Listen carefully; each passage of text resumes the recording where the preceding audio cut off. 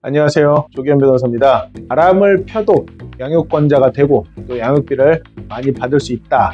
바람을 피면 이혼해서 유책배우자가 되는 건 맞습니다. 그러나 얼마든지 양육자로 지정되고 양육비를 받을 수 있는 것이 사실입니다. 자, 가장 먼저 살펴봐야 되는 것은 이혼 소송에서 다투는 쟁점들이에요.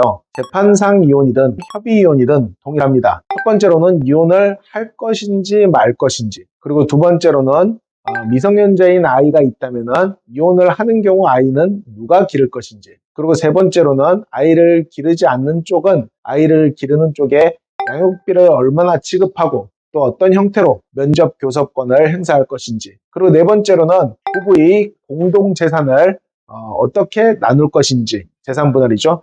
다섯 번째로는 위자료는 누가 누구한테 얼마를 지급할 것인지, 이런 것들이 쟁점입니다. 이것에 관하여 모든 내용의 합의가 이루어져 있다면 협의이혼으로도 충분합니다. 그러나 단 한 가지라도 협의가 안 돼 있다면 재판을 통한 이혼으로 넘어갈 수밖에 없습니다. 그리고 이것들은 서로 영향을 끼치기는 하나 원칙적으로는 별개입니다. 쉽게 얘기해서 위자료는 유책 배우자가 책임 없는 사람한테 주는 돈이고, 또한 유책 배우자는 이혼을 하자고 요구할 수 없고 책임이 없는 사람만 유책 배우자한테 이혼을 요구할 수 있지만, 유책에 관련된 문제는 여기까지예요. 양육자를 지정하는 것은 별개의 문제라는 거죠. 또 유책 배우자가 이혼을 원해도 상대가 이혼을 원치 않는다면 이혼을 할 수 없다라는 의미이지, 만약 유책 배우자와 책임 없는 배우자가 모두 이혼을 원하면 당연히 이혼을 할 수 있는 것이고, 유책 배우자가 책임 없는 배우자에게 위자료를 주는 문제와 별도로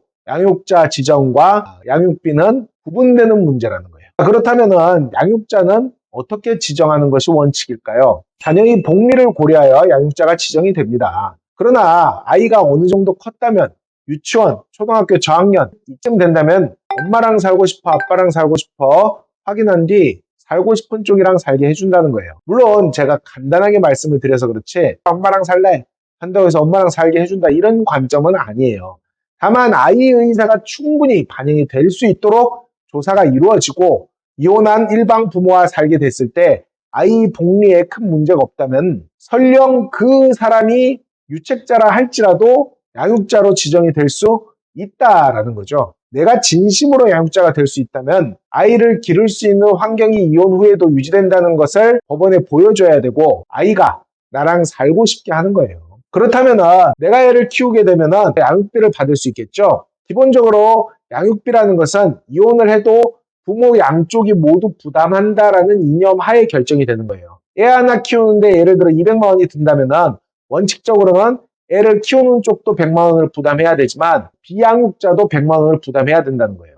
양육비 산정은 인터넷에만 치면 법원에서 지정해놓은 양육비 기준표가 나옵니다. 양육비 기준표에 따라 산정이 되는 것이 원칙이지만 법원은 그 외에도 많은 점을 고려하게 돼요. 기본적으로 이혼을 해도 이혼 전 가정에서 누리던 수준의 경제적인 복리를 누릴 수 있게 해주는 것이 법원의 입장입니다. 이혼을 해서 내가 양육을 한다 했을 때 애가 다니던 학원만큼은 다닐 수 있게 해달라. 즉 이혼 전에 우리 애한테 돈이 많이 들어갔다라는 것을 입증을 하게 되면 양육비가 높아지겠죠. 각각의 쟁점에 맞게 대응하면 좋은 결과를 얻어낼 수 있습니다. 대한중앙 대표 조기현 변호사였습니다.